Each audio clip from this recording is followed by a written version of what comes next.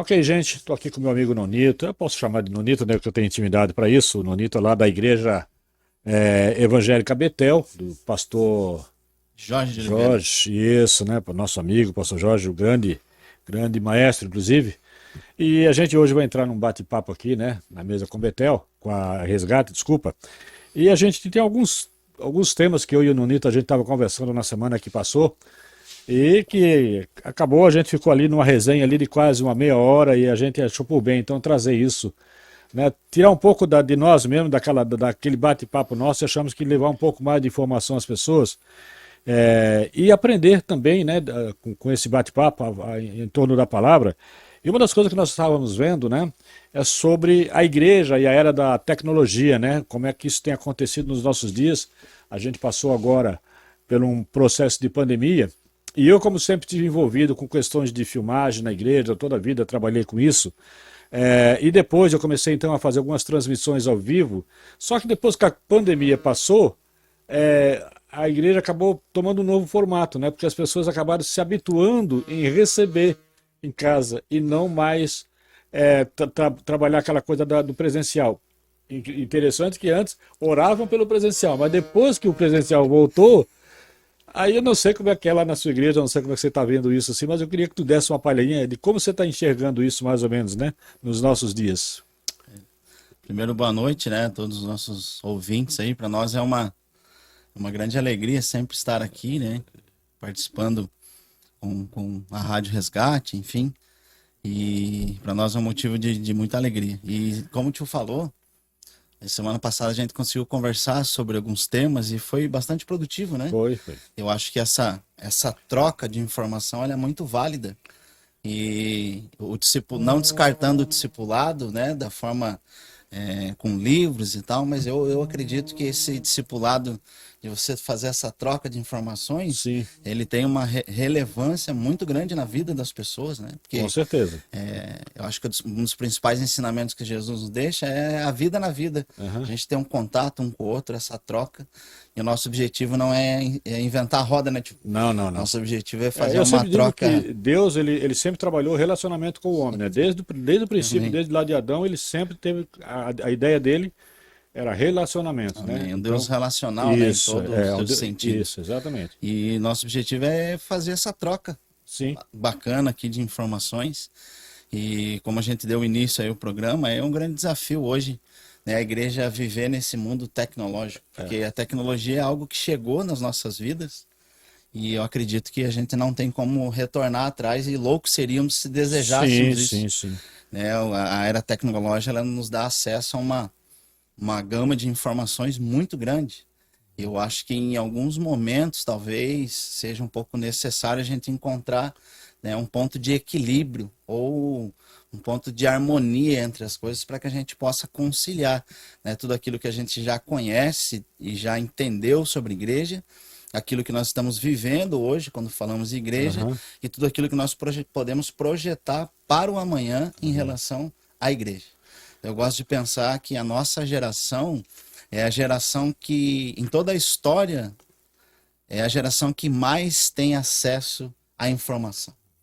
Nunca houve tanta informação disponível para todas as categorias sociais, igrejas, escolas, universidades, tudo é acessível. Não sei, é, né? Eu lembro muito bem o tempo que eu estudava uhum, e às vezes tinha uma pesquisa, você passava no mercadinho do seu Orlando, que era Orlando lá o meu bairro, aham, comprava uma folha de papel ao maço almaço, e você isso. ia fazer um cadastro Aham, na biblioteca, aham, entrava lá em silêncio, não podia atrapalhar as outras aham, pessoas, procurava um livro, Atlas, aham, ou Anatomia do Corpo Humano, isso. copiava tudo aquilo, e aí você entregava para a professora lá a sua pesquisa. Você era Aham, obrigado a fazer a leitura, aham, a você entender o que você estava escrevendo. E hoje você é muito simples. Você pega o Dr. Google, você aham, escreve o tema que você quer, e ele vai te dar ali uma infinidade de informações e ponto de vistas aham, do mesmo assunto. isso. Eu ousaria dizer até que, da mesma forma que você tem informação, você acaba tendo também desinformação, né? E a gente está vivendo uma era agora em que as pessoas. É muito comum a palavra fake, né? Então as Tá na pessoas. moda. Tá na moda no Brasil, quando tem umas modas assim. Mas assim, dentro da igreja, eu acho que ainda há, por parte de algumas pessoas, um certo preconceito com a tecnologia. E a gente tem que entender que não vai haver um retrocesso, isso Ela, não vai ela, mudar. ela veio para Ela ficar. veio para ficar. O que precisa é nós termos o entendimento de que é uma ferramenta muito útil, muito boa, né? Eu sempre digo aqui, quando começa o programa aqui à tarde do Esperança, eu digo, olha, pô, você tem uma oportunidade fantástica, né? E aí onde você está, em alguns cliques, você pode criar o ID, né? Você passa o link da emissora, convida alguém. Sim. Então é uma ferramenta extraordinária desde que a gente saiba usar, né? E tudo é aquela questão do equilíbrio, né? Eu acho que tudo tem que encontrar esse ponto de equilíbrio, Aham. porque o acesso, né, absurdo, quando eu digo, eu falo de absurdo, na questão de quantidade de informação que tem, às vezes eu percebo que isso é uma opinião minha, né, que às vezes as pessoas têm uma certa dificuldade de transformar esse conhecimento vasto em determinado assunto como algo prático. Aham. Então a informação ela está disponível, né? E o sábio é aquele que consegue pegar a teoria, ele absorver aquilo, trabalhar aquilo na sua mente ou na sua vida e ele conseguir colocar em prática através Certo. de mudanças de comportamentos, através de ele entender que a tecnologia não é do nosso inimigo, do Não, inimigo, não. não é do que uma ferramenta que Deus também, Sim, através da ciência, sim. deixou permitido para nós, Aham. disponível para nós, para que a gente possa, através de um, dois cliques, Aham. evangelizar alguém, mandar o link da rádio para que a Sim, pessoa sim. possa estar enchendo a sua mente com bons louvores, com uma Sim. boa palavra. E muitas vezes eu vejo que a igreja tem uma certa dificuldade de Tem, fazer isso. tem. Eu até penso, né, quando eu lembro lá que Jesus diz, olha, vocês poderão fazer coisas maiores do que eu fiz, né? Imagine que eu com um clique aqui eu posso mandar uma mensagem para o mundo inteiro. Imagine Jesus com essa ferramenta. Pois é, imagina só, né? Ele sem essa ferramenta ele fez o que fez, imagine se ele tem tudo isso, Sim. né? Mas a gente também tem um outro detalhe também que inclusive eu fazia live lá na igreja e eu parei de fazer porque aí é que está, né, uma questão que a gente deve também atentar para isso. Para que serve a live numa igreja, né? No meu entendimento, ela serve para as pessoas que não têm ainda uma igreja, né, que não congregam, né, numa igreja. Porque quando você tem um entendimento, não, mas eu posso, é a mesma coisa, que eu acho também que não é você ouvir em casa e ouvir na igreja, porque você acaba perdendo a comunhão, o calor Sim. humano, né? Então eu parei de fazer a live exatamente por isso, porque a live parece que estava fazendo com que as pessoas se acomodassem e ficassem em casa. Às vezes eles me ligavam de volta, não vai ter live hoje. Eu digo, aí eu comecei a perceber. Se eu disser que tem, ela não vem na igreja, né? E parece que criou um vício nas pessoas. Então, eu não sei. Eu penso que a gente deveria também repensar um pouquinho essa questão, né? Uma questão de, como é que eu poderia dizer até eu acho que de cada um pensar, né? Qual o benefício da tecnologia? É para aquele que já está na igreja ou para você alcançar aquele que está fora da igreja? Eu acredito que é mais para alcançar. É uma ferramenta que a gente pode usar para alcançar os que estão fora ainda e que não entenderam, né? É uma excelente ferramenta que a gente tem disponível, mas a gente nunca pode, na minha opinião, anular, né, o convívio, Sim, porque quando nós olhamos para a palavra de Deus, ele estabeleceu relacionamentos. sim. E Jesus, ele estabelece essas conexões, Uhum. né? E eu acho extremamente importante que a gente procure e desenvolva o hábito, por exemplo, de estar participando dos cultos na igreja, Sim. no ambiente igreja, né? Não que hoje está muito na moda, né? As pessoas falarem que a igreja não é as quatro paredes, e de fato não é. Não é? A igreja somos nós, é aquilo Sim. que nós fazemos para o nosso semelhante, para as Uhum. pessoas que estão à nossa volta.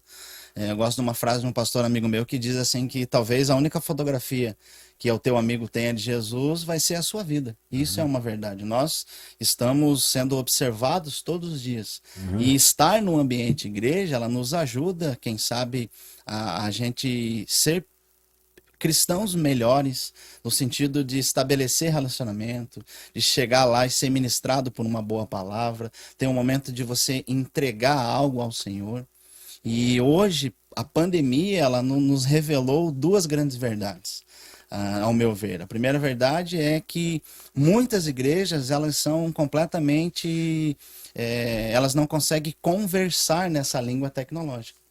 Então teve muitas igrejas que elas ficaram assim, esse 1 ano e meio, 2, né? 1 ano e meio que ficou ali fechado, sem comunicação alguma, de realizar um culto online, de poder ter algo acessível, de qualidade ali, de um tempo ideal para que as pessoas pudessem cultuar a Deus, né? A gente presenciou igrejas que tiveram muita dificuldade mesmo, por quê? Porque elas não conseguem conversar nessa língua que é a língua digital.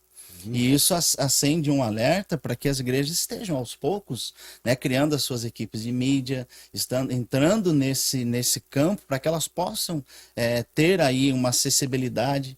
Porque, querendo ou não, existem pessoas, né, que elas, em determinados momentos, talvez, não por conforto, mas por uma enfermidade, por algo que impossibilite elas ir até a igreja, elas conseguem ter acesso a esse material.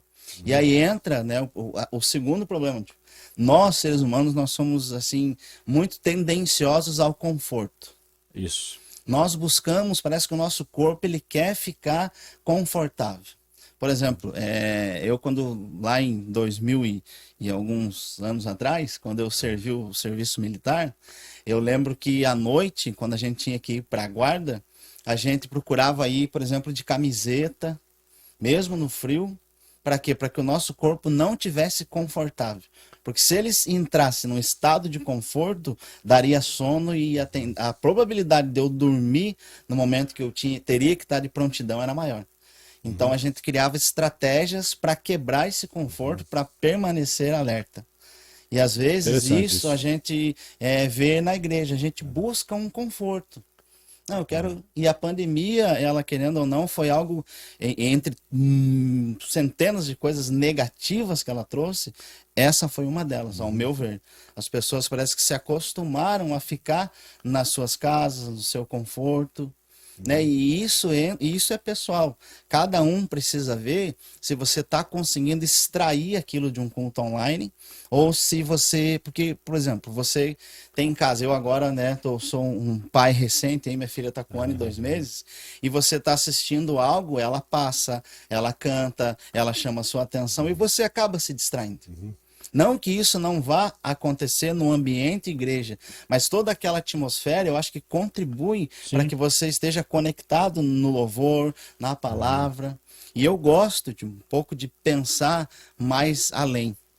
Sabe, quando eu vejo ali a palavra em Romanos 12, né, ela vai nos dizer que rogo pela compaixão dos santos, que apresenteis o vosso corpo como sacrifício santo, perfeito e agradável, que é o vosso culto racional. Então, o que é essa racionalidade do culto? É o entendimento que eu tenho do que é que eu estou indo fazer ali naquele momento, que é um momento de entrega. Que é um momento de entrega. E as pessoas, elas têm, quem sabe, por esse excesso de informações ou essa distorção de toda a informação que recebe, que ela acha que esse momento, adoração, ele é para receber e não para entrega.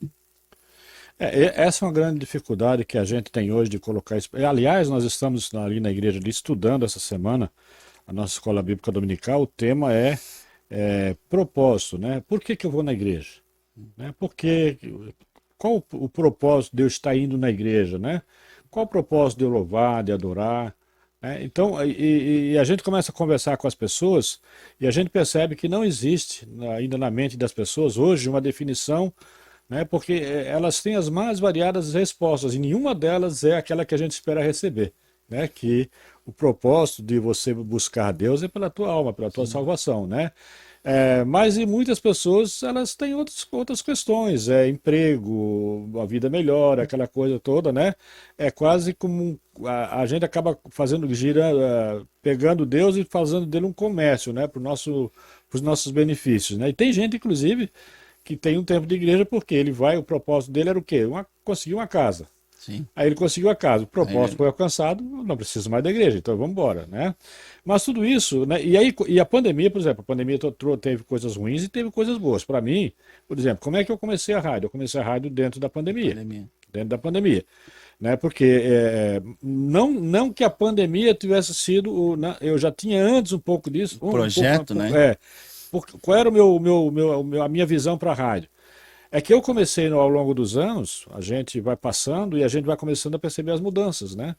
E eu comecei a ver uma configuração diferente da igreja. A gente ia para a escola bíblica dominical e a gente percebia famílias entrando na igreja.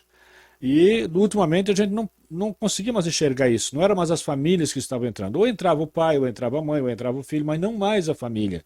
Então a gente percebeu que já estava havendo uma desconstrução da família, né? E a internet, onde é que a internet contribuiu para isso aí? A gente vem para aquela coisa da informação, né? Tem aquelas pessoas que elas querem um sermão que seja de acordo com aquilo que ela pensa e imagina, né? Então hoje, antigamente o pastor pregava e aquela era a verdade, você ia para casa, amém. Hoje não, hoje você vai para casa e ele pregou sobre Mateus 10, então você vai lá, Mateus 10, tem 10 pregações sobre Mateus 10, você vai escolher aquela que melhor vai se adequar à tua linha de Sim. pensamento, digamos assim. Então hoje um pastor, ele não prega mais a palavra, ele tem que convencer de que aquilo ali é a verdade, né? Esse é uma das transformações que a internet tem trazido em todo o sentido, né? A internet mudou o mundo de uma Sim. maneira geral, né? E quando a gente fala, né, da palavra em si, a gente precisa tomar um certo cuidado, porque como né, o senhor falou, as pessoas estão seletivas Sim. a tudo aquilo que elas ouvem, e eu creio também que há um certo cuidado e uma certa cautela que nós precisamos ter, porque hoje, né, eu tenho 38 anos, me converti em 2006, e esse período que eu tenho de igreja, eu desfruto de um legado de fé de pessoas lá atrás que caminharam, que se entregaram, que fizeram várias situações para que esse evangelho chegasse até nós hoje. E aí a gente desfruta de tudo isso sem muitas vezes pensar que nós somos responsáveis para preparar um legado de fé para as futuras gerações. Então, a gente precisa ter um certo cuidado quanto a isso. Quando o tio fala, por exemplo, de propósito, e quando a gente fala, por exemplo, das nossas escolhas, eu uma vez estava fazendo uma reflexão em cima desse texto de Romanos 12, e eu fui levado a um pensamento, e através de uma ministração de um amigo, que eu achei muito interessante. Porque quando a gente fala sobre essas nossas vontades, entra em cena aquilo que nós desejamos, aceitamos ou não aquela palavra que nós recebemos. E quando nós olhamos a palavra dizendo sobre o culto, ele é um culto sacrificial. Sempre vai ser sacrificial. Eu vou entregar algo para Deus. Sim. Eu lembro que Davi, numa ocasião, ele queria ofertar algo ao Senhor, fazer um sacrifício, e um amigo falou: Davi, tá tudo aqui, ó. Pega, serve, pega o que você precisar. Aí ele falou: então coloca um valor. Aí, não vou colocar valor algum. Ele falou: não, pode colocar o valor, que eu não darei nada ao meu Deus que não me custe nada. Então, quando nós olhamos a palavra dizendo sobre essa racionalidade do culto, nós precisamos entender que há um sacrifício a ser entregue ali. E muitas vezes o sacrifício é as minhas vontades. É eu ouvir aquela palavra, digerir aquilo e permitir que aquilo transforme o meu interior. Porque quando nós olhamos, por exemplo, o culto, o sistema sacrificial levítico, por exemplo, eu gosto de pensar o seguinte: Deus estava lá para receber o sacrifício, o cordeiro estava sendo levado para o altar para ser imolado e ele não tinha vontade alguma, ou seja, ele ia ser imolado e ponto final, e o fogo também estava lá para consumir aquele sacrifício. E esse era o culto, a cerimônia sacrificial, esse era o culto daquela época. E quando nós transliteramos agora, depois de Jesus, ainda há um culto sacrificial. Deus que vai receber, isso é uma opinião minha, Deus que vai receber o culto ainda está ali. O fogo que vai queimar o sacrifício continua entre nós, que o Espírito Santo é uma realidade. Porém agora o cordeiro que vai ser imolado, que é eu tenho vontade própria. E muitas vezes eu não quero ser imolado. Eu não quero ser esse sacrifício, porque entra as minhas vontades, entra aquilo que eu acredito, entra os meus pecados de estimação, várias coisas que eu tenho no meu interior que me leva a este lugar de ouvir uma palavra que me confronta E eu chegar em casa, usar a tecnologia e falar, mas tem também esse outro ponto de vista que alivia um pouco o meu lado. Né, que me dá, por exemplo, vazão, ou quem sabe eu encontro na palavra de uma forma muito equivocada e errada, permissão para que eu não desfrute de uma transformação que Jesus quer fazer em mim. Né? Jesus, ele promove, deseja que a gente seja transformado, e isso é processual. Sabe, o tempo que eu vou levar para abrir mão de uma determinada situação, ou de um pensamento, ou de uma forma religiosa, talvez, de pensar sobre um determinado assunto, isso é processual. E eu tenho que respeitar esses processos no meu irmão. Né? Então, assim, esse equilíbrio, eu respeito o processo na vida dele, vou conduzindo a ele ter esse entendimento que ele precisa se entregar como um sacrifício naquele momento ali, e culto é isso. E aí entra aquilo que a palavra já nos diz, buscai a Deus. E as outras coisas, a casa que talvez eu deseje, o carro que eu talvez deseje, talvez ele venha se tornar uma realidade na minha vida, mas como consequência. Eu costumo falar isso, né? Que tudo isso é consequência da minha vida, né, com Deus, né, da aliança, porque há uma aliança entre nós e Deus, né, e Deus jamais vai quebrar a aliança dele. Né, quando há uma quebra de aliança, normalmente parte de nós. Sim. Né, e essa coisa do negar, de não querer, né, porque o nosso maior inimigo é a nossa própria carne, né? Eu costumo dizer isso porque há uma dificuldade muito grande, né? Eu digo que às vezes tem pessoas que vão até bem intencionadas, mas quando Jesus se aproxima de você, ele revela você. Sim. E aí esse que é o grande problema, né? Que quando Jesus nos revela, ele revela o nosso caráter, como nós somos realmente. Isso. E aí você tem duas opções, né? Que a solução seria eu aceitar e confessar, né? Porque a solução do pecado é eu confessar. Enquanto eu não entendo isso, eu não aceito isso, né? Eu vou ficar, aí eu vou para uma outra igreja, porque quem sabe lá, como se lá houvesse um Jesus diferente, um Deus diferente, um estilo de vida diferente, que não existe, né? Então, a grande dificuldade hoje, uma das coisas que eu percebo também, sabe, Nonito, é que a gente eu acho que a igreja precisa trabalhar um pouco mais o discipulado, sabe? Porque nós perdemos algumas coisas que eram muito ricas na igreja, que era a escola dominical, que o tempo, com o passar do tempo, as pessoas foram tirando um pouco, né, da pauta, vamos dizer assim. Depois eu quero falar de uma coisa que você falou ainda há pouco ali, que eu acho primordial na igreja, e que às vezes a gente não está tendo ainda o entendimento necessário, que é a sala de aula da criança.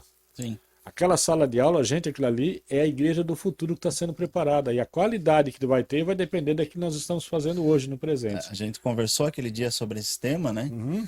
E muitas pessoas, de uma forma até equivocada, errada, elas dizem, olha, as crianças, elas são, por exemplo, a igreja do amanhã. Isso. Elas serão, mas elas também são a igreja do hoje. Do hoje. E aí entra, por exemplo, uma questão. Uma vez eu vi um pastor ministrando algo que eu achei muito interessante. Ele fez um levantamento estatístico e ele percebeu que uma grande quantidade das pessoas que estão, por exemplo, hoje em centros de recuperação, elas tiveram uma caminhada cristã. Uma caminhada, talvez, muitos filhos de pastores, pessoas que tiveram uma certa decepção no andamento da sua vida cristã, né? Foram decepcionadas por N motivos. Então isso sinaliza para nós, muitas vezes, que nós estamos errando, por exemplo, no início, no básico.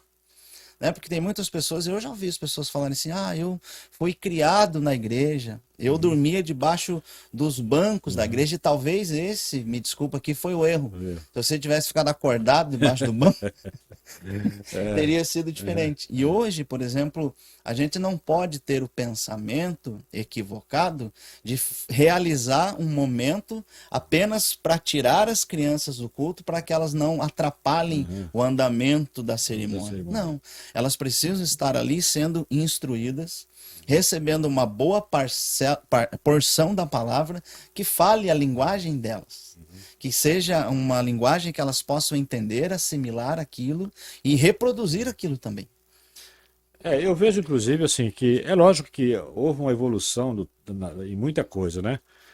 As crianças de 20 anos atrás, 15 anos atrás, não tinham a informação que elas têm hoje. Então, para aquela época, era muito interessante você levar as crianças para uma sala, cantar, falar sobre o homenzinho torto. Ainda essa semana eu preguei aqui sobre Jonas, né, que era um personagem muito usado na escola bíblica com Jonas, crianças. Sansão, Jonas, Davi. Sansão, pintar Jonas, pintar o grande peixe, que muitos confundiam com baleia, aquela coisa toda.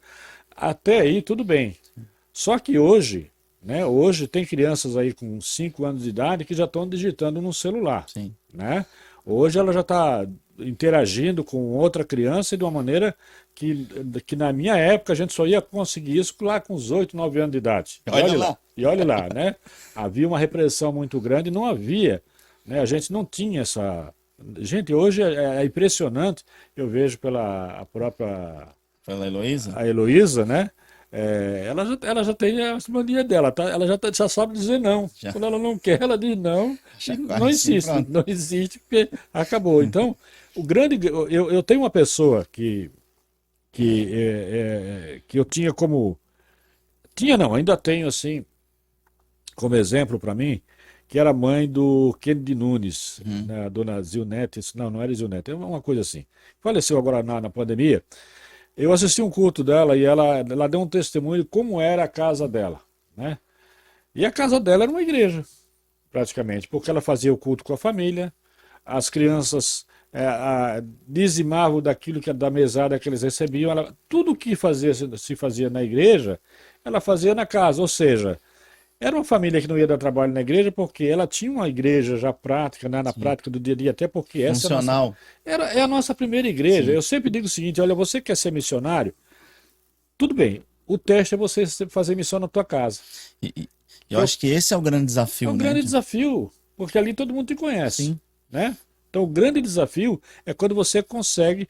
Hoje a gente chega, eu já conversei com pessoas que às vezes é complicado de você conversar com ela porque ela coloca a igreja como corresponsável pela educação do teu Sim. filho, e que não é. Não é. A igreja não pode fazer essa, não é o papel da igreja, né?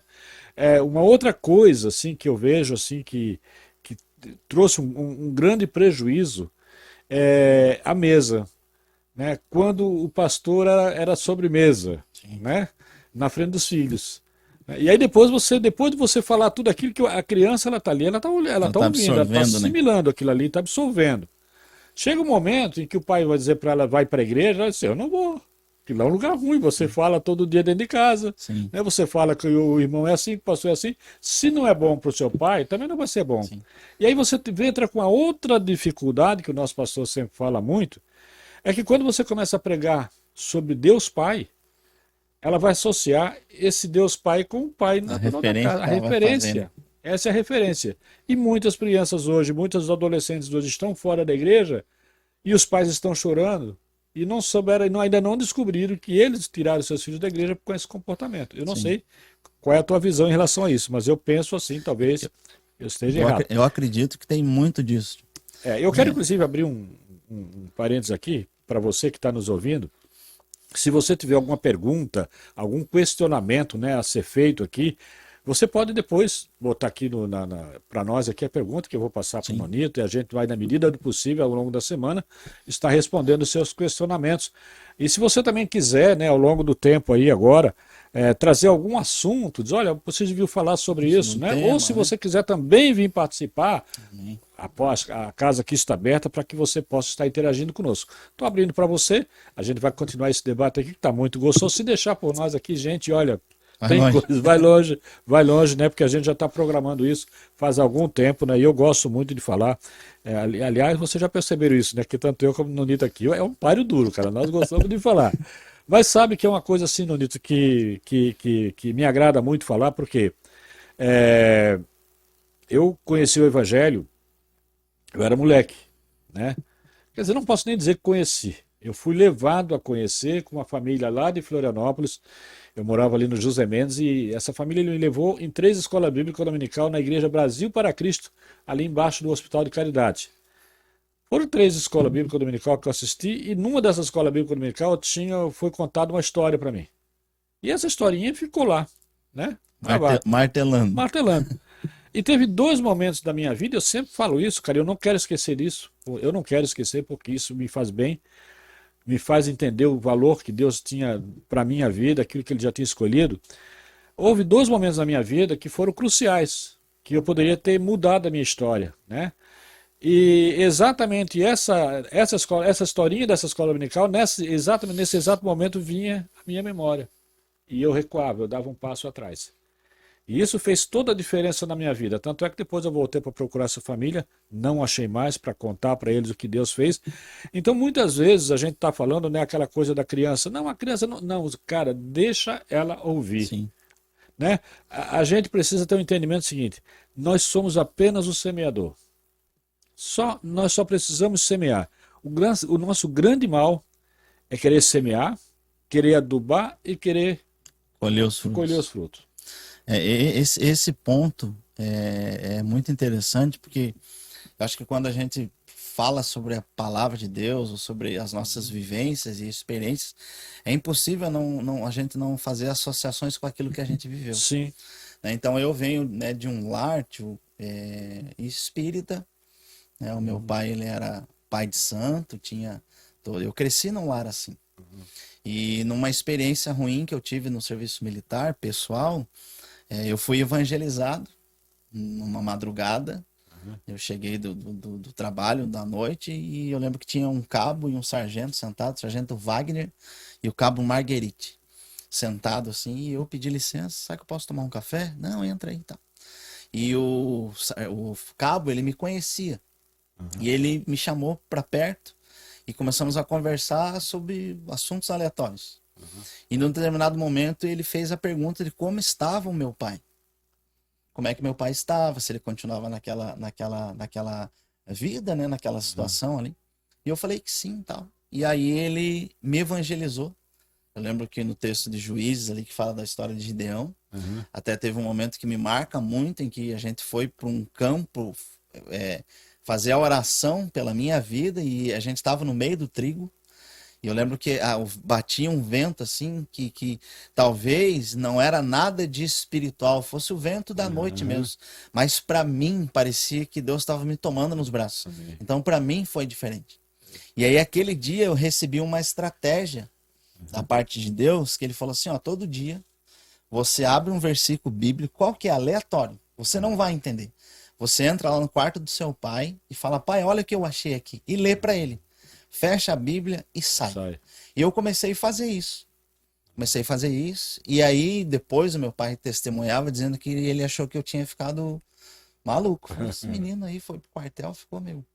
E eu comecei a fazer tudo isso. É lógico que não fui eu que converti o meu pai.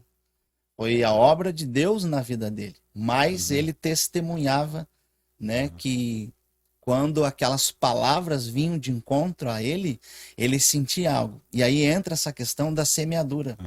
Eu sem saber, eu fui semeando algumas sementes no coração dele que frutificaram. Então isso é muito importante. Quando a gente fala, voltando um pouco ali sobre as crianças, uma vez eu fiz uma leitura, até posso até trazer o dado mais preciso, que a mente, né, salvo engano, mas eu lembro que, acredito que período da Revolução Industrial, quando as mulheres acessaram o mercado de trabalho, deu-se início à instituição das creches, das escolas. Isso. E na época foi feita uma pesquisa que ela levantou um dado interessantíssimo para a época, que dizia que uma criança ela conseguia ficar concentrada num determinado assunto entre 40 a 45 minutos. Por isso que as aulas elas têm mais ou menos esse formato até hoje, esse período. Só que hoje a gente vive numa era tecnológica. E aí quando a gente olha essa dinâmica da atenção, hoje é muito difícil para você conseguir segurar um grupo de crianças numa sala de aula, num formato tradicional, um atrás do outro, e eu não quero desconstruir a educação, não é isso? Por mais de 10, 15 minutos, é muito difícil. E a igreja, ela precisa também estar atenta a essa contextualização, essa, não vou dizer modernização, mas esse conceito que nós vivemos hoje. quem sabe, readequar as nossas lições. É lógico que isso aqui não é como uma crítica, mas como algo para nós pensarmos sobre, né? Trazer, quem sabe, coisas, não vou dizer mais atrativas, mas que a gente possa prender a atenção das crianças e fazer, por exemplo, uma metodologia que a gente consiga, de alguma forma, certificar que de fato ele está aprendendo, porque é um coletivo. E aquilo que o senhor abordou ainda há pouco, né? Às vezes a gente pega os nossos filhos, chega para a tia da escola e fala, ó, tá muito desobediente. E eu preciso que você eduque ela para mim. E essa responsabilidade é minha. É minha. Então é um conjunto. É eu dando suporte na minha casa. Eu iniciei essa carreira agora e eu já temo, porque é algo difícil, né? Ainda mais na sociedade contemporânea de hoje, é muito difícil. Aí, associado a isso, tem a tia da salinha, tem toda a estrutura de ensino da igreja, para que você possa dar um suporte. E esse tema que foi abordado é muito importante, porque nós precisamos tomar muito cuidado com aquilo que nós falamos. Sim. Quando nós olhamos para a sociedade, nós somos seres relacionais. Sim. Que pensamos e, graças a Deus por isso, pensamos diferentes. Nós não somos feitos em série, em que nós pensamos tudo igual e nós formatamos pessoas. Não, cada um tem o seu pensamento, a sua forma de entender um determinado assunto. Às vezes a pessoa tem um ponto de vista sobre algo que é mais maduro do que a outra, que não consegue entender da mesma forma. E os processos, as relações, elas vão permitindo que a gente avance e que a gente vai equilibrando isso. E é normal nesse processo as rupturas. Não de uma forma total, mas às vezes o senhor pode falar algo para mim que eu vou receber e falar, poxa, eu esperava que o tio ia me dar uma retada, ia me dar uma palavra dura, rapaz. Poxa, acho que eu vou dar um tempo, vou... E depois eu vou assimilando aquilo ali. Só que daí entra a minha postura de ter um certo cuidado. Eu não posso chegar no jantar, sentar com a minha esposa e falar, olha, recebi uma palavra dura, porque eu não vou mais lá, porque eu sei que tem uma esponjinha que está absorvendo tudo. E às vezes o que eu falo, eu crio uma aversão nos filhos, nas pessoas à volta sobre a igreja. E aí entra, né, eu falo muito, para o senhor continuar, e abre a questão, por exemplo, sobre a palavra, ela é muito clara, quando ela diz que nós somos um corpo. E quando nós fazemos essa postura contra os nossos semelhantes, que muitas vezes convivem no mesmo corpo, é um processo de autoflagelação. E aí entra o cuidado e um conselho para as pessoas. Se você achou uma comunidade da fé para você servir, para você estar ali, você estar bem, você vai ter rupturas no relacionamento com as pessoas, mas procure resolver todos esses problemas, liberar perdão e nunca reúna para você falar mal da instituição que você faz parte, porque você vai estar agredindo o seu próprio corpo. Eu gosto de pensar assim. Na realidade é bem isso que acontece, né? E o pior, tanto é verdade isso, né, que normalmente as pessoas, né, eu costumo dizer que as pessoas que saem de uma igreja, né, elas não conseguem ser curadas enquanto elas não voltarem lá para resolver o problema que gerou lá, né? Processo de... E o processo, né, e esse interessante que ela tem que voltar lá apenas para dizer para ela mesma que nesse processo ela entendeu que o problema nunca foi a igreja templo, vamos dizer assim, mas que a igreja é ela mesmo, né? Somos nós, o grande problema é nós entendemos isso, né? Eu tenho uma preocupação muito grande, assim, quando eu falo com as pessoas, porque aquilo que você falou aqui agora, né? Nossa, eu sou esse cara que dá essas marretadas de vez em quando. Às vezes quando eu Mas dou bom, a gente precisa tomar eu sempre faço assim, eu sempre tenho dois na igreja lá, eu faço o policial mal e tenho outro que faz o bonzinho. Bonzinho. O bonzinho. Aquele que aceita a rosquinha com açúcar nos filmes. Que oferece, exatamente, né? Mas assim, a minha grande preocupação hoje, né, é ver se a gente parar e dar retroceder um pouquinho e a gente começar a entender como é que tudo isso aconteceu. Gente, Isso foi um troço tudo planejado, tudo trabalhado, que já vem lá de trás. A desconstrução da família é algo que não aconteceu assim de uma hora para outra, Do não. dia para Isso noite, foi né? tudo planejado. Foi tudo planejado. Você criou várias leis que fizeram com que isso acontecesse. Por exemplo, a primeira coisa que você faz, quem é que mantém a casa?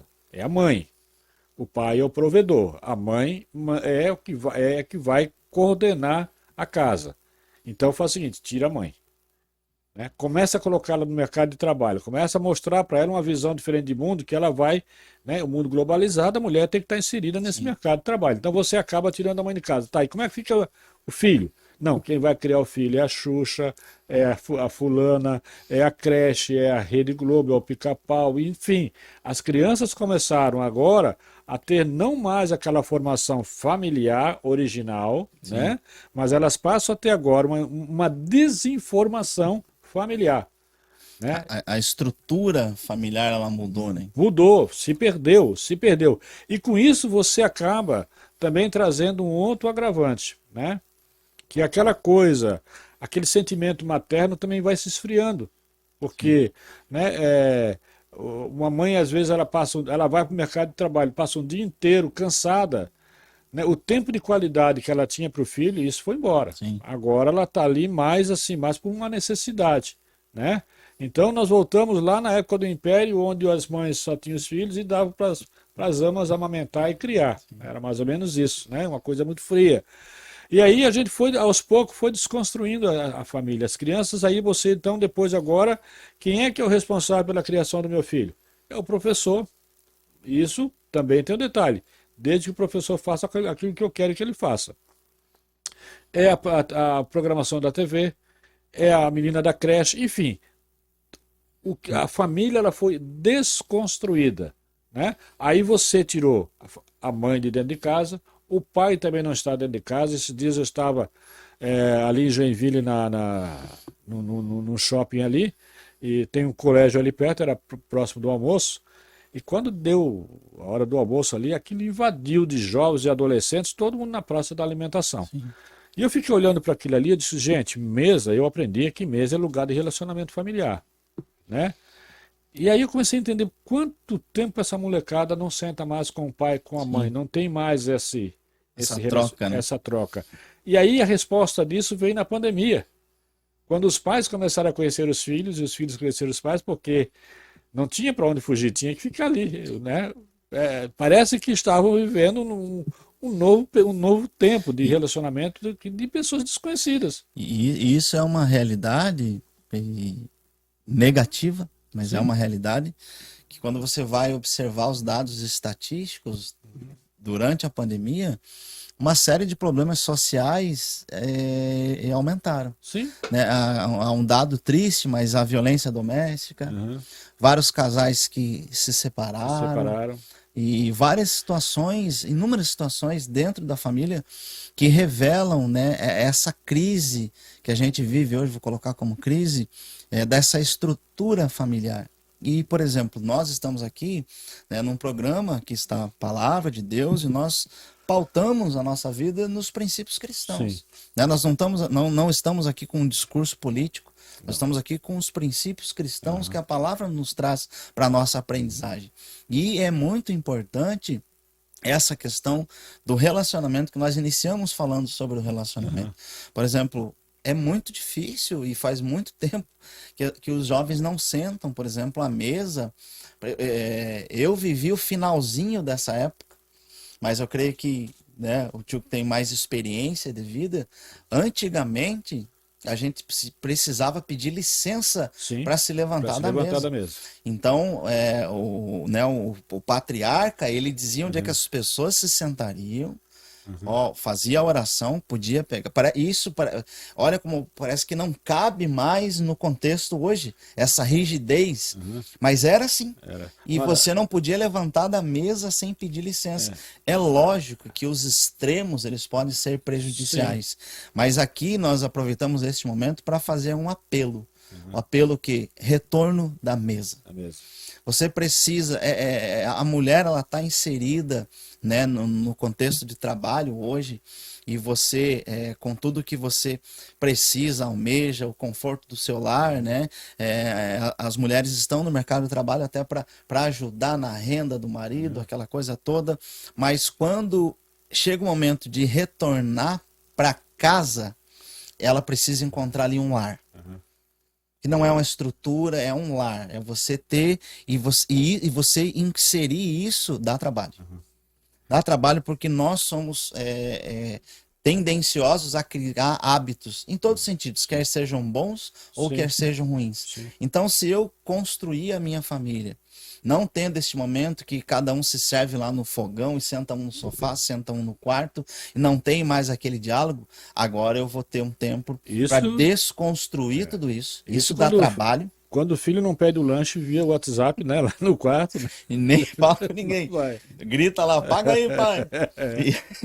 E aí voltar à mesa. E entra também algo que o senhor abordou um tema um pouco atrás e ficou na minha memória, sobre o resgate do culto doméstico. Sim. Sabe, hoje raras vezes a gente escuta essa questão do culto doméstico. Pelo menos um dia da semana, ou quem sabe a cada 15 dias.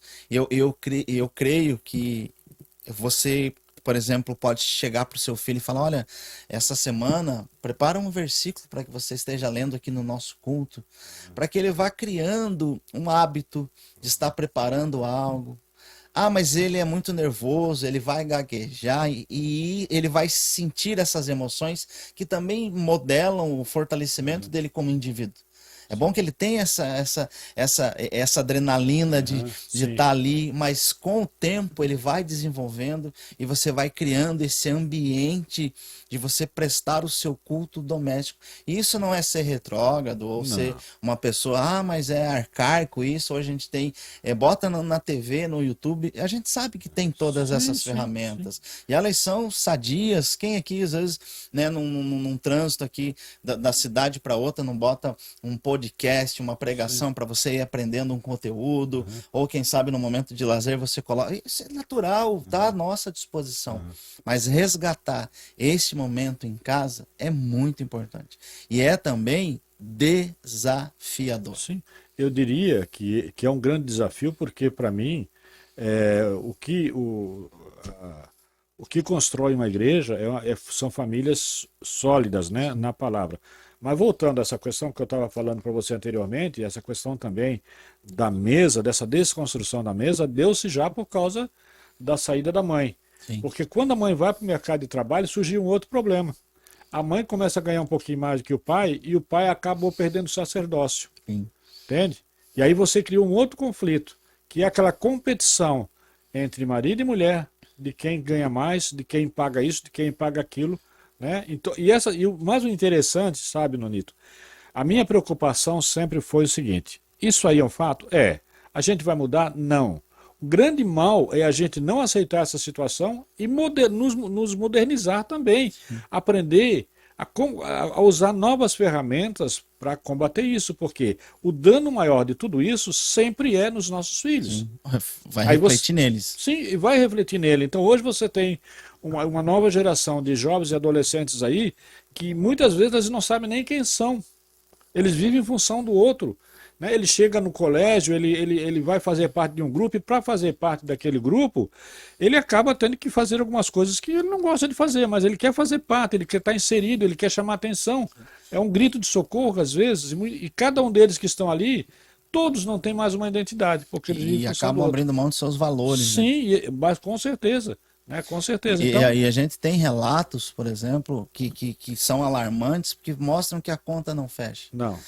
Tem vários relatos de pessoas, por exemplo, que um adolescente, enfim, ele acessou, né, um ambiente universitário, ou que ele saiu para o mundo. E ali, questão de um ano, ele no extremo, uma pessoa que se torna um ateu. Aí você pensa assim, poxa, será que os 17 anos que ele teve em casa, aprendendo a palavra ali, frequentando as igrejas, tendo, né, a ministração no seu lar, foi desconstruído em 6 meses, 1 ano. É impossível. Então, quando a gente faz uma analogia disso, ela nos dá um dado que é alarmante. Nós estamos pecando e errando no No básico, básico, na na casa. casa. Até porque uma igreja, constituição, ela é formada de famílias Famílias saudáveis. saudáveis. Então a igreja ela vai ser reflexo do quão saudáveis estão as As famílias famílias. que a compõem. Exatamente. Então a gente precisa, isso aqui é um alerta, para que nós estejamos, eu preciso, Sim, todos claro. precisamos rever os nossos conceitos, aquilo que nós temos vivido como igreja, como evangelho, de que forma isso tem nos refletido nos nossos filhos, para que a gente possa, opa, eu preciso fazer aqui uma conversão e voltar, quem sabe, liberando perdão, pedindo perdão, porque o perdão ele é libertador, né? Ele traz libertação. E aí a gente vai conseguir encontrar o ponto. Aqui eu não digo nem equilíbrio. Uma vez eu falei equilíbrio, o amigo falou, mas equilíbrio às vezes está na corda bamba e você pode cair para um lado para o outro. Nesse contexto a gente encontra uma harmonia. A gente entender, o pai entender qual é o seu papel, um papel de aquele que é o que vai trazer proteção, provisão e dar destino para os seus filhos, a mãe com as suas responsabilidades, a gente encontrar uma harmonia sem que haja subjugação de um para cima do outro, para que o filho possa ver um lar saudável e ele possa desenvolver num ambiente desse, para que ele possa projetar a sua adolescência, a sua vida adulta, entendendo os princípios cristãos, os princípios morais e tantas coisas que a palavra vai fazer com que ele perceba. E aí, quando ele chegar lá, ele não vai ter essa crise de identidade. Porque eu acho muito interessante, quando a gente olha para a palavra, teve um momento, um texto, até a gente teve a oportunidade de ministrar essa palavra num dos nossos eventos do Conectados, e eu gosto muito quando Jesus reúne os discípulos e ele fala assim, olha, o que as pessoas estão dizendo aí que eu sou? O que eles falam? E eu imagino Jesus com um sorriso, aquela mesa, com seus amigos. Pessoal, o que o pessoal está falando que eu sou aí? Ah, é um dos profetas, aquela coisa, e várias surgem ali uns questionamentos. E Jesus aqui, eu não consigo ver em nenhum momento da palavra que Jesus tinha crise de identidade. Não há, a palavra não diz que ele estava em dúvida de quem ele era, não. Ele queria extrair e fazer quem estava, que ele pensar um pouco além. Isso. Então eles dizem isso aí, beleza. E vocês? Que dizem, né? Vocês que convivem comigo. Vocês que se alimentam da mesa, vocês que estão próximos, vocês que eu tenho relacionamento, o que vocês dizem que eu sou? Aqui não está revelando nenhuma crise de identidade. Jesus está revelando e tentando extrair deles a revelação no coração deles de quem Jesus era de fato, para eles que conviviam com ele. Porque a mensagem do achamos o Messias ecoava por todas aquelas pessoas que o seguiam. Uns porque ele multiplicava pão, Sim. outros porque ele fazia milagre, outros porque N motivos, mas eles estavam próximos. E a percepção de quem está próximo é diferente. Eu lembro que ele mesmo dizia, né? Vocês me seguem por causa do pão, né? Por causa da comida.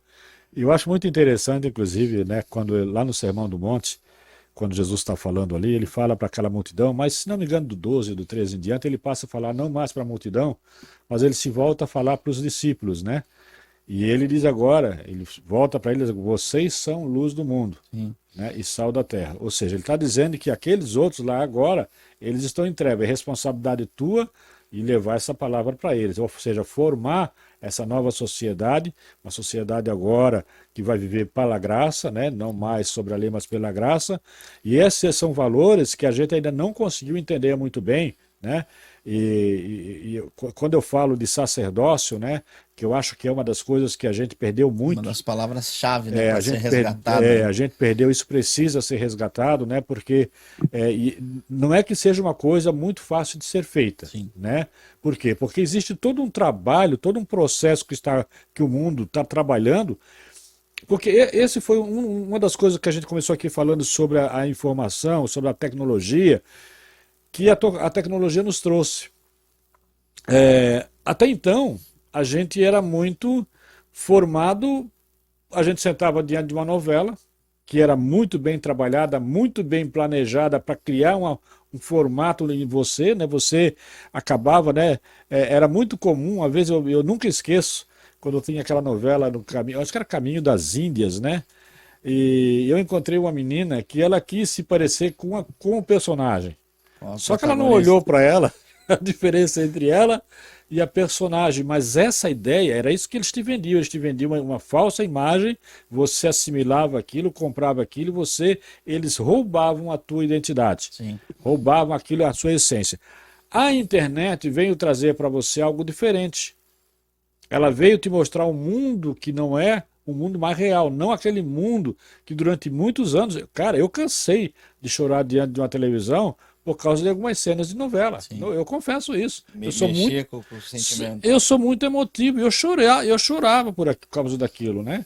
Então, por exemplo, a mesma coisa, olha o que isso fazia. Pô, o cara raspava a cabeça só de um lado só, cara, que legal, você ia lá e raspava também, ridículo, mas você fazia, né? Lembra aquela vez, acho que na Copa, né? De Acho que foi 2002, né? 2002, do Topete. Vários adolescentes na Sim, época usaram aquele livro que se tornou tendência, né? Tendência. Neymar, depois o corte de cabelo do Neymar, Sim, tornou sim. a maneira de se vestir de Justin Bieber também era febre. Então as pessoas seguem esses ídolos. Sim. A grande dificuldade é seguir Jesus. Sim. Essa é a grande dificuldade, né? Então, e é exatamente isso que me preocupa, né? Porque eu acho que está na hora da gente fazer um caminho de volta, Reverso, né? tá? Reverso. A gente tem que, porque uma das coisas que eu sempre falo, sabe? Que houve um erro muito grande quando nós começamos a confundir o que era passado, o que era coisa antiga, com princípios. Tá, passado é passado, mas princípio é princípio. São imutáveis, né? Esses são imutáveis, né? Só que nós misturamos. Nós começamos a misturar isso e a gente, às vezes, para encher a gente entrou, a igreja teve um período que nós entramos na era da relatividade, né? Sim. Tudo é relativo. Isso aqui não é mais pecado, aquilo que antes era pecado hoje não é, tudo é relativo. Por quê? Porque a gente precisava encher a igreja. Sim. Né? E com isso, a gente foi começando a fazer alguns puxadinhos no Evangelho. A gente começou, né? Aí começamos a fazer aquela feirinha, né? De hoje às 3 horas da tarde o Senhor vai curar, o Senhor vai te dar uma casa, o Senhor vai te dar isso. Como se nós tivéssemos ligado para o céu e digo assim, hoje 3 horas da tarde nós vamos marcar que nós não vem aqui fazer compareça. isso. Compareça. Do jeito que a gente quer. Do jeito que a gente Nesse quer. formato aqui. Nesse formato. A gente começou, tem uma música do Grupo Logos que chama-se Conteúdo, não, o Evangelho do CD, o Conteúdo, que ele fala muito isso, né? Que não é mais Deus quem diz como eu devo ser, mas eu começo a querer dar ordem para Deus de como ele deve agir na igreja. E a gente entrou nessa vibe de fazer as coisas desse jeito, e que foi um grande prejuízo para a gente como igreja. E agora, para voltar, né? Porque houve uma desconstrução muito grande, não sei se você entende assim, e isso começou, como eu falei para você, lá na família. Né? E assim, algo que é muito real também, porque a gente tem que ter um grande cuidado, né? Porque às vezes a gente começa a espiritualizar muito as coisas. Sim. Mas quando a gente fala dessa espiritualidade, a gente fala com o entendimento de que existe Jesus, o Espírito Santo trabalhando em nós, que é o lado do bem, mas existe também o adversário trabalhando com certeza. fazer essa desconstrução. E assim, a forma que ele age, ele trabalha com pequenas porções. Alguns anos atrás, o conteúdo que nos era oferecido era um conteúdo que você conseguia consumir, por exemplo, num programa televisivo. Sim. E foi sendo inserido pequenas porções, e entra aquela frase que talvez seja uma mentira, mas que você olhar ela faz muito sentido, que ela diz que uma mentira contada muitas vezes ela pode se tornar uma verdade. Ela acaba se tornando uma verdade. E essas pequenas porções elas foram sendo inseridas de forma muito sutil no meio dentro da nossa casa, dentro da nossa família, e ela causou danos. Tanto é que como eu estava falando ali ainda há pouco, né, que a gente já não criava mais os nossos filhos, mas era a televisão que criava, né? Imagina você colocar uma criança numa manhã inteira diante de uma televisão, porque eu preciso fazer minhas coisas, então eu boto ela lá tranquilo. A babá eletrônica. A babá eletrônica. A formação dela caráter dela está sendo formado por aquilo que ela está vendo ali. Aquilo ali. E principalmente, toda a parte cognitiva, principalmente, eu acho que se não me falha a memória, até os 3 anos ali.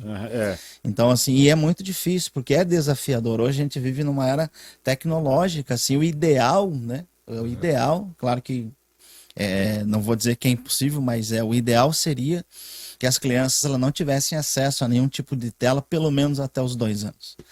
Como faz isso hoje numa era tecnológica? É complicado. É desafiador. Primeiro que nós desaprendemos, nós como pais, desaprendemos a usar a palavra não. Por quê? Porque o não dá trabalho. O não dá trabalho. Aliás, o não dá trabalho em todos os sentidos, né? Qual é o mais fácil? Eu sentar com meu filho, conversar com ele, repreender, ou eu dizer para ele, não, tá legal, legal, isso é o tempo, faz parte, o tempo mudou. Período da idade. É a idade, depois ele vai e sabe. Então, é muito mais fácil. É aquela coisa do comodismo, né? É mais confortável para mim. Entende? Do que eu ficar, eu vou sentar agora com esse moleque, vou falar, o que eu vou falar para esse moleque? Até porque você não tem muito o que falar, porque ele foi uma construção sua. Sim. Quando ele chega a uma certa idade, você olha, não tem mais aquilo ali é uma construção sua. Né?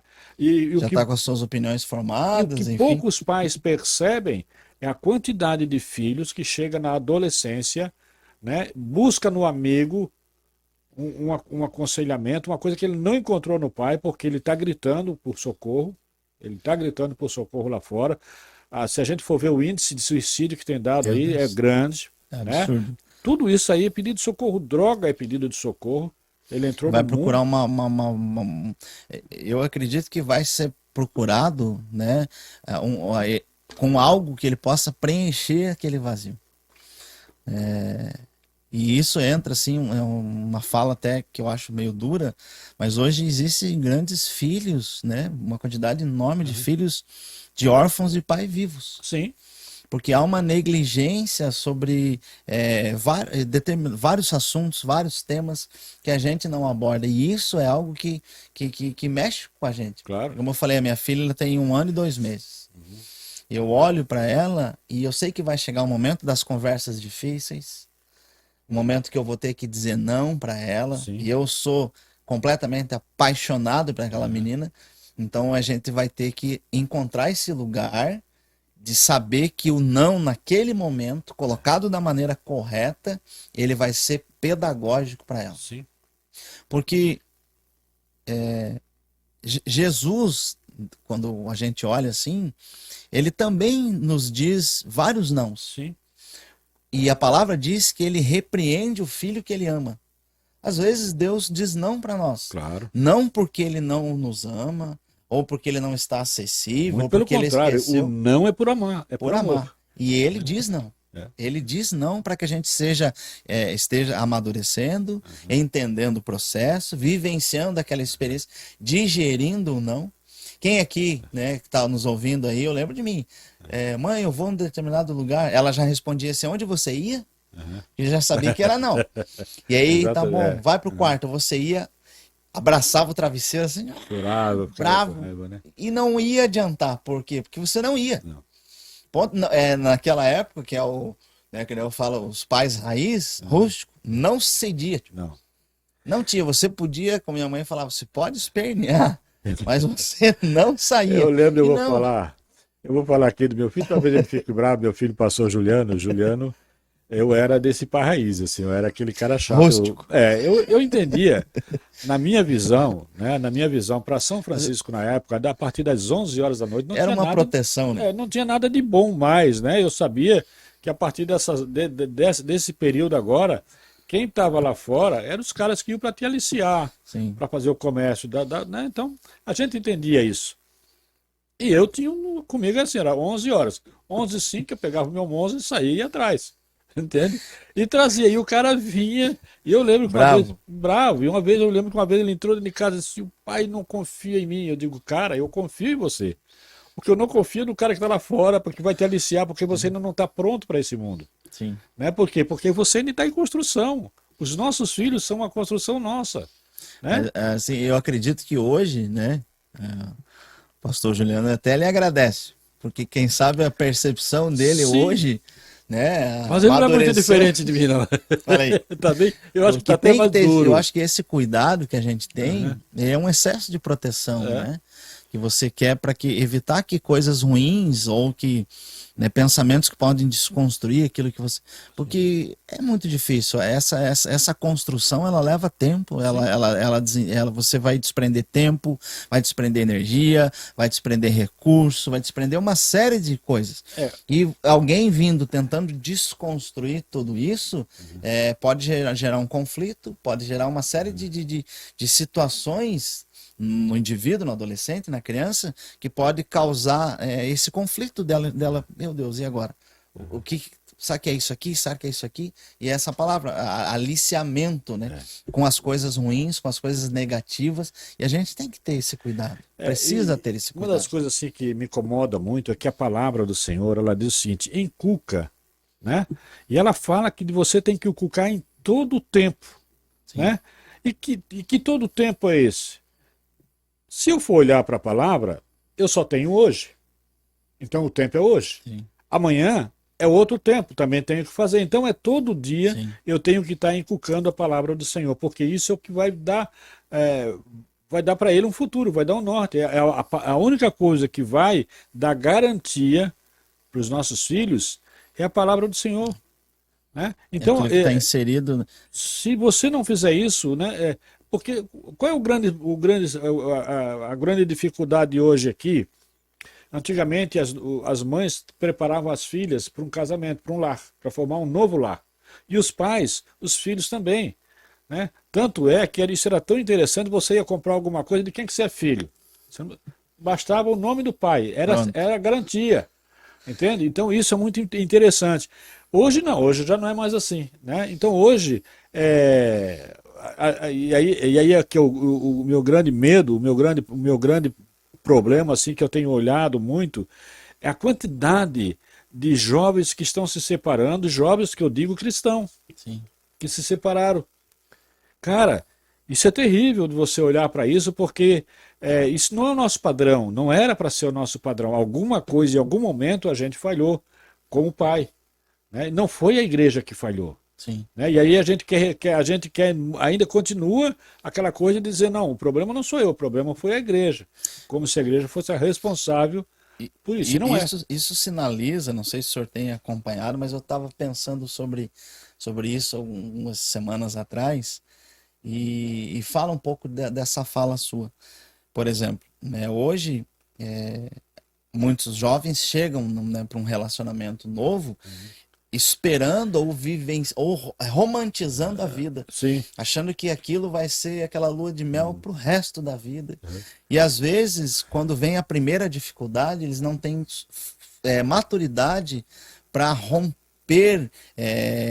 Não vou dizer romper no sentido de separar, mas romper muitas vezes com as suas convicções, com o seu orgulho, para decidir, não, nós temos uma aliança, a gente vai permanecer, nós vamos superar isso aqui. Sim. Nós vamos passar pela dificuldade junto, nós vamos avançar e nós vamos progredir. E falta muitas vezes esse time, porque não foi passado, não foi construído. E cada vez que o tempo passa, parece que nós vivemos na superficialidade dos relacionamentos. Voltando aqui à parte da tecnologia. Né? Hoje em dia você manda uma mensagem, mas e o abraço? Você tá perto, olha, poxa, tava com saudade de você, vem aqui me dar um abraço. Isso é importante também. A mensagem é importante. Você dizer que ama alguém, olha, hoje pega aqui um versículo bíblico, estava orando por você, senti faltar, você não queria pudesse tomar um café contigo, mas o relacionamento, tá junto, tá perto, ele é primordial. E essa construção desse entendimento vai gerar pessoas para a próxima geração mais fortes. Sim. Pessoas que conseguem superar as dificuldades. Porque hoje, eu vejo por mim, né, eu gosto muito de pensar na minha vida, assim, e poucas pessoas sabem, mas eu tive momentos lá na minha adolescência em que eu e a minha família nós passamos muita dificuldade. Muita dificuldade de uma vez, eu lembro que minha mãe comprou um lanche, ela dividiu ao meio e me deu a metade para mim, a metade para minha irmã. E eu falei, mãe, você não quer um pedaço? Ela, não, a mãe não tá com fome. Na época, eu de fato imaginei que ela não estaria. De fato, eu imaginei, não deve estar. Mas hoje eu entendo que ela abriu mão para que eu e minha mãe Sim, sim. tivesse degustando ali Aham. aquela refeição, que era a refeição que a gente tinha. A gente passou muita dificuldade de alimento, de várias situações. Só que hoje eu olho para trás e vejo assim que isso inseriu em mim valores que se eu não tivesse passado por isso, talvez eu teria uma perspectiva diferente da vida. Sim. Não estou aqui pregando que todas as pessoas, sabe, mas eu quero que você entenda o seguinte, às vezes o nosso desejo de privar os nossos filhos de passar por um tipo de dificuldade, Sim, nós sim. impedimos eles de crescer e amadurecer. Esse foi um tema aqui em casa recente. É, Marisa disse, eu tenho que... Não, eu disse, olha, essa luta é dela. Ela tá falando da minha neta. Eu disse, não, essa luta é dela. Se eu tirar isso, ela não cresce. Precisa passar Ela por esse precisa processo. passar por esse processo, porque senão ela não cresce. Eu não posso e pegar É a mesma coisa, cara. Se você não passa, porque as pessoas, a gente entra naquela coisa, né? Eu queria vencer, eu queria. Tá, mas você quer uma luta, você tá. Porque você quer ter vitória, mas você não quer encarar as lutas, você não quer, né, aceitar as lutas. É a mesma coisa que a pessoa que diz, eu tenho esperança, você está sempre com esperança, e você nunca trabalha a confiança em Deus. Porque quando você trabalha a confiança, a confiança é uma coisa que opera no presente. Né? A esperança é algo que é futurista, você está sempre. Mas precisa haver algo concreto para que isso se torne uma realidade. Enquanto você não toma essa iniciativa, você vai viver só de esperança. Sim. Né? E isso não vai fluir algo de bom, né? Porque até hoje, daqui o pastor à tarde ainda falava que existia um ditado que dizia, a esperança é a última que morre. Isso é uma inverdade, porque em Deus a esperança nunca morre. Sim. Né? Ela nunca morre, ela é concreta. Gente, a gente vai dar um intervalozinho aqui para tomar uma água, para molhar a palavra, né? Eu estou olhando, é para a câmera que eu tenho que olhar para cá, eu vou voltar lá nessa aqui. E logo em seguida a gente volta, né? E aproveita então já para fazer as tuas perguntas, vai mandando aqui para a gente aqui, vai deixando aqui, que a gente vai responder todas elas na medida do possível, é claro. A gente gostaria de ver vocês interagindo com a gente. A gente quer, inclusive, informação de vocês sobre como vocês enxergaram isso, o tema que foi colocado aqui.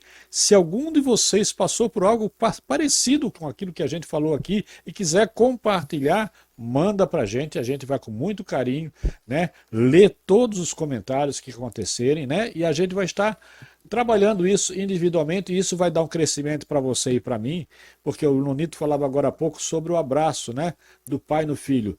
Mas interessante dizer também que os dois sentem falta, Sim. porque quando a gente perde essa conexão, vamos dizer assim, essa coisa do relacionamento, os dois têm o prejuízo para os dois, tanto por parte do pai, e a gente vai ficando velho, gente, a gente vai ficando cada vez mais carente. Eu estou aqui indo para os meus 70 anos, a carência é grande, é enorme, né?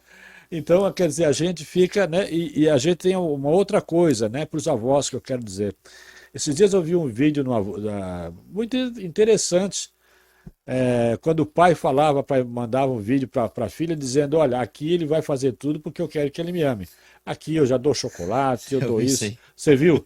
E no início, cara, eu achei legal pra caramba aquilo. Putz, que cabeça legal desse cara, né? Pô, que avô Cara legal. descolado. Cara escolado. Mas, rapaz, o cara tá fazendo algo terrível para aquela criança. Primeiro que ele tá mentindo. E ele tá comprando o amor dela. Não, eu quero que ele me ame, então eu vou dar chocolate, eu vou dar tudo. A gente tem que tomar cuidado com essas coisas como avô, porque a gente faz isso o tempo todo. Né? Eu já disse uma vez, eu cometi esse erro de falar para gente só, a função de educar é tua, eu sou avô. Eu vou estragar. Avô. E isso é um perigo. Vai desconstruir. Vai desconstruir. Sabe por quê? Porque eles voltam para casa, né? E querem fazer em casa a mesma coisa que o avô permitiu que eles fizessem. Você acaba gerando um problema, né? Sim. Porque ele acaba. Familiar. Porque aí ele vai querer o quê? Vai querer ir sempre na casa do avô. Por quê? Porque ele ama o avô? Não, porque o avô faz tudo para ele. Você gera no nosso coração aquele sentimento de troca, né? E o amor não é isso, o Sim. amor é algo diferente, né? Então, para você que está nos ouvindo aí, se você quiser mandar um recadinho para a gente aqui, aproveita, faça isso. Né? A gente volta em seguida, a gente vai molhar a palavra aqui e voltamos em seguida, ok? Ok, gente, eu estava aqui conversando com o Nonito aqui, nós estávamos numa resenha aqui em off, né? E a ideia é que a gente volte na semana que vem com esse mesmo tema. A gente quer abordar esse mesmo tema, né? O tema de relacionamento. Mais voltado, inclusive, para a família, relacionamento familiar e relacionamento igreja também, né? Eu e a igreja, né? O que a igreja representa para mim, né? E como eu tenho me comportado como igreja do Senhor. Eu estou indo à igreja ou eu estou sendo igreja, que é uma diferença muito grande. E eu gostaria, inclusive, da tua participação no próximo programa, né? Que você agora, a partir desse programa, que você possa ir deixando aí o seu comentário, aquilo que você achou, e eu gostaria que você fosse bem, bem sincero. Aquilo que você concorda, o que você não concorda também colocar, porque é para a gente possa ter, né, em cima disso. Respeitar todas as opiniões. Né? Eu sempre, queridos, eu tenho uma ideia de críticas, né? Quando você receber uma crítica, a ideia nunca é achar, pô, não, você sempre pergunta assim, ó, a coisa mais correta a fazer, o que Deus quer falar comigo com essa crítica. Amém. Porque Deus sempre ele quer ter um tete a tete com você. E às vezes ele usa uma crítica. Sim. Porque às vezes ele chega lá naquela mansidão, você não quer ouvir. Então ele diz, pô, peraí, aí faz aquela coisa que você fala, pô, dá uma martelada. Aí você acaba ouvindo, né? Que é o que a gente entende hoje em dia assim. Então, qual é a ideia aqui? Que na semana que vem a gente vai pegar tudo aquilo que a gente já falou aqui hoje, vai acrescer, né, vai agregar os teus comentários e a gente vai então abordar outros temas. E também você pode mandar temas para a gente aqui para a Rádio Resgate. Nós vamos deixar aqui embaixo o link, vamos deixar o telefone, vamos deixar o nosso e-mail para que você possa interagir conosco ao longo da semana, né, para que você possa estar nos dando aquele feedback de como você achou, daquilo que você acha, daquilo que você pensa também em relação a tudo isso. Quero logo, já vou falando para vocês uma coisa, eu e o Nonito aqui, nós somos marinheiros de primeira viagem, né, Nonito? A gente está aqui assim, desprovido de qualquer sentimento de grandeza, não. A gente quer, na realidade, qual é o objetivo? Porque isso se encaixa dentro do objetivo da Resgate.